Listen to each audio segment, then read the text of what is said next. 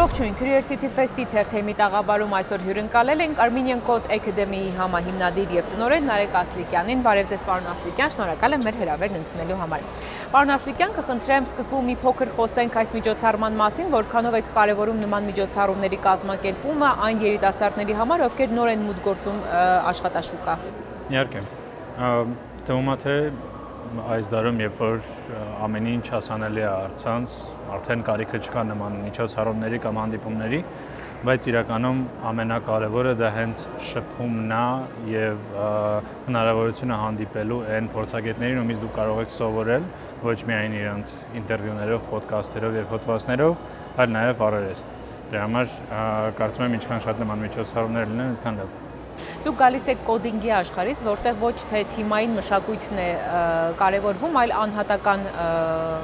անհատականությունը, այսինքն անհատական աշխատանքը, բայց այսօր դուք ելույթ եք ունենալու թիմային մշակույթի մասին։ Այ հետաքրքիր է, ինչպես է թիմային մշակույթը համատեղվում կոդինգի աշխարհի հետ, ծրագրավորման հետ։ Անկեղծ ասած, սխալ կարծրատիպ է, որ անհատական աշխատանք է, տեխնոլոգիական աշխարհում ոչ միայն կոդինգն է, այլ նաև տասնյակ տարբեր ուրիշ դերեր ունեցող մասնագետների աշխարհ է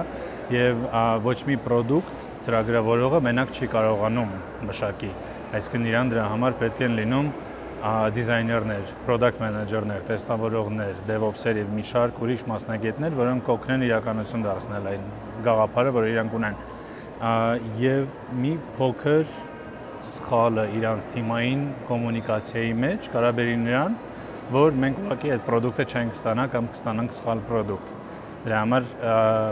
սխալի արժեքը շատ ավելի բարձր է, քան օրինակ գործարանում, երբ որ մի փոքր սխալը կարա վնասի մի ապրանք, օրինակ, մի նմուշ, այնտեղ մենք ունենք մեծ պրոդուկտ, օրինակ բանկային պրոդուկտ պատկերացրեք, որը մի վրիպակի պատճառով, թիմային կոմունիկացիայի մի խնդրի պատճառով չի աշխատի ու մի քանի ժամ օգտատերերը չեն կարողանալու ոչ մի բան անել։ Իսկ արհեստական բանականությունը արդյոք չի կրճատել այդ մարդկանց քանակը, մի պրոդուկտի վրա աշխատող մարդկանց քանակը ծրագրավորման մեջ նկատի ունեմ։ Քանակը շփման, այսինքն ինտերակցիաների կարող է կրճատված լինեն, բայց որակը ու կարևորությունը միայն բարձրանում է, որովհետև այդ միակ բանն է, որը այս պայմանությամբ տարիներով հեռու է արհեստական բանականությունը, որ ավտոմատացնի, դա մարդկային շփումն է, այսինքն այն դերերը, այն մասնագետները, որոնք իրանց պրոդուկտը ստանում են շփման արդյունքում, իրանց ոչ փոխարինելու է արհեստական բանականությունը, ոչ էլ քչացնելու է այդ կոմունիկացիայի արժեքը։ Այ հետաքրքիր է այս համատեքստում, ձեր ասացի համատեքստում, դուք ինչ եք փոխել Armenian Code Academy-ի ուսուցանման ծրագրում։ Մի բան է կարևոր, որ մենք փոխում ենք ամեն տարի, դա փորձում ենք կանխատեսել, թե ինչ մասնագետների կարիք է լինելու աշխատաշուկայում հենց հայկական, եւ ըստ դրա են կառավարում քանակը մեր շրջանավարտների տարբեր ուղղություններով։ Իսկ հակառակը անում եք, թե ինչ մասնագետների կարիք չի լինի։ Այո, ընդհանրապես որ չլինի կարիք, դա շատ քիչ է հանդիպում, անկեղծ ասած, որովհետեւ այն փոփոխությունները, որոնք լինում են աշխարհում,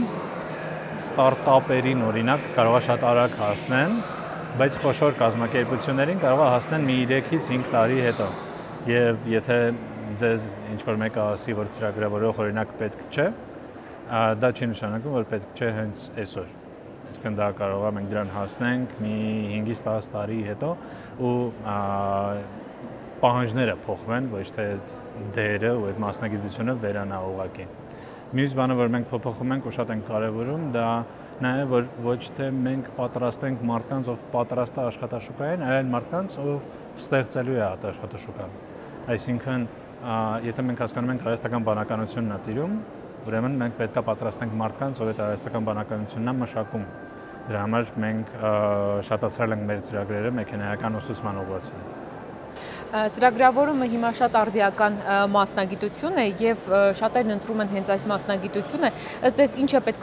ծրագրավորող դառնալու համար եւ առհասարակ ովքեր չպետք է մտնեն այդ ոլորտ։ Մեր կազմակերպության անվանման մեջ կա մի հատ բառ, որը հնացել է ու արդեն շուտվանից պետք է փոխեինք, բայց արդեն ուշ է, դա code բառն է, այո, որովհետև այսօր արդեն ծրագրավորողից չի պահանջվում կոդ գրել միայն, այսինքն ինքը շատ արդեն տարբեր հմտություններ պետք է ունենա, պրոդուկտի կառավարումից սկսած մինչև ենթակառուցվածքներ ուսումնասիրելը, դրա համար կարող եմ ասել, որ ծրագրավորումը բաց է բոլորին, ուղղակի ծրագրավորումը գնալով բարդանում է եւ կարող ենք տեսնել նաեւ, որ այն մարդիկ, որոնք ունեին սխալ պատկերացում, որ հեսա 2-3 ամսվա ընթացքում ցավոք շատերն են այդպես սխալ խոստում տալիս, որ դուք մասնակետ եք դառնալու, մարդիկ այդ ճանապարհը անցնելուց հետո ու մասնակետ չդառնալուց հետո շատ արագ հիասթափվում են ու այդ գնալով մեծանալու է հիասթափությունը, որտեղ գնալով ավելի շատ բան է պետք լինելու սովորել, որ դառնալ հաջողված մասնակետ։ Տեսեք, Արամ Փախչանյանը նշում է, որ ծրագրավորումը 21-րդ դարի բանվորությունն է, այ հետաքրքիր է ձեր կարծիք այդ մասին, քիչ անց իդեպ նաև տեղի ունենալու Բեթել, որտեղ նա ներկայացնելու է իր տեսակետը, դուք ինչ կարծիք ունեք այս մասին։ Եթե ծրագրավորողը չփոխվի, եթե ինքը սովորելուն բաց չլինի, այո, դա անգլերեն ասած low qualified, ամենացածր կվալիֆիկացիա ունեցող մասնագիտությունը կարող է դառնալ 10-15 տարի հետո,